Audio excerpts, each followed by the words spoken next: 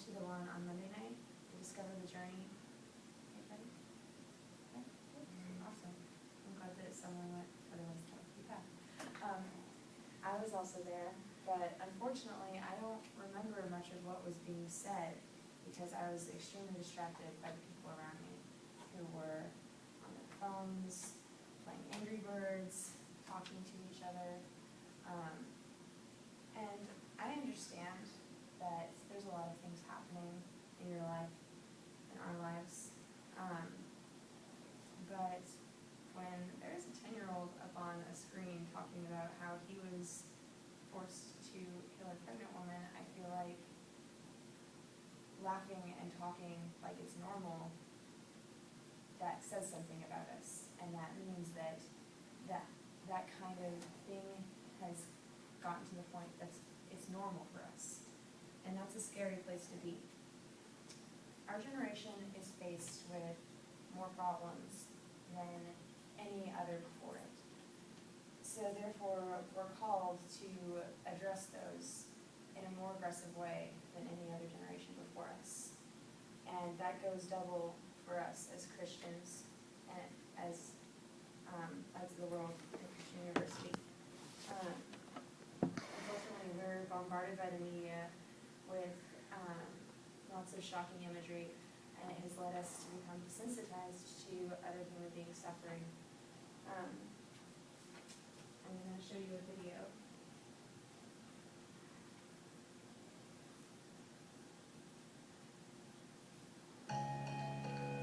Do you think young people have a perspective of what's going on outside their country? No, Claire. I think people think they know what's going on overseas. Being teenagers, we can't really make much difference. I really take the time and day to actually care, because I care for myself. I think it's better to admit that you really don't than to pretend that you do, because it's, the world's complicated.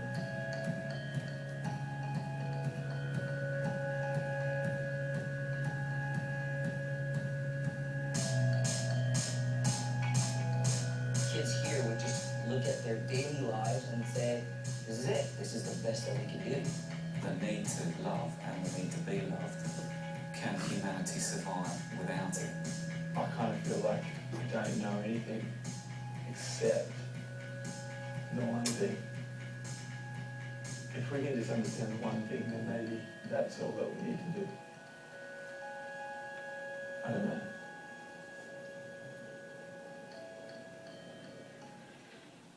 Okay. I've heard those kinds of things coming out of ACU students' mouths ever since I came to this school. We have a lot of social justice outreach at our school because people come to us either because they were alumni or because they assume as Christians we care, which we should, but unfortunately a lot of the time we've become desensitized to the kind of suffering that happens in our world. Desensitization means a lack of sympathy or tender feelings. It's basically where you don't even register that something is not right anymore. That's a picture of a man stealing maize from a starving child in Sudan. And a reason for why we've become desensitized might be because we feel jaded by all that we've seen and heard, because we deal with a lot of shocking imagery in our society today. And just a lot of attempts for people to play off of our feelings. How many people have seen the animal shelter commercial that plays In the Arms of the Angel with all the really sad puppies looking at you?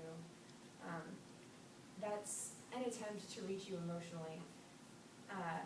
And while it's true, those animals do need help, and it's very sad, we've hardened our hearts to it because we know that they're deliberately trying to play off of our emotions, despite the fact that we know that it's a true issue that needs to be addressed. We don't want to be manipulated. And I'm sure a lot of you saw, and if you didn't see it, I'm sure you've heard about the County 2012 video. That's another example of trying to play off of someone's pathos, purely, like there was almost no actual logos or ethos to that. It was just, there's a really bad man in Uganda forcing guns on kids. And that's why, there was such a harsh turnaround within 24 hours.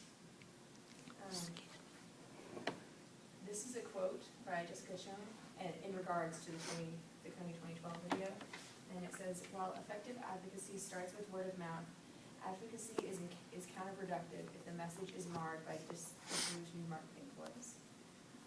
Which is just reiterating everything that I just said. We can combat this feeling like we're being manipulated by really listening and paying attention to the charities that are trying to get us to pay attention to them. And if we really do research them and look into it, then we'll be able to find out if they actually are doing what they said they're doing. Another big thing that we deal with is apathy. Main reasons for this is because we all have really busy lives. We are overwhelmed by the things that we have to do, and we're also overwhelmed by the pure volume of all the problems that we have in our world. Don Donaldson came up with a definition for compassion fatigue, which is this idea of being overwhelmed by the need in the world and the uselessness that it causes. Apathy and desensitization, they threaten to overwhelm the light that we can shine into the world. In order to overcome the hurdles of apathy, we must do something that we're passionate about and focus on that one thing. Not everyone can do everything, but all of us can do something.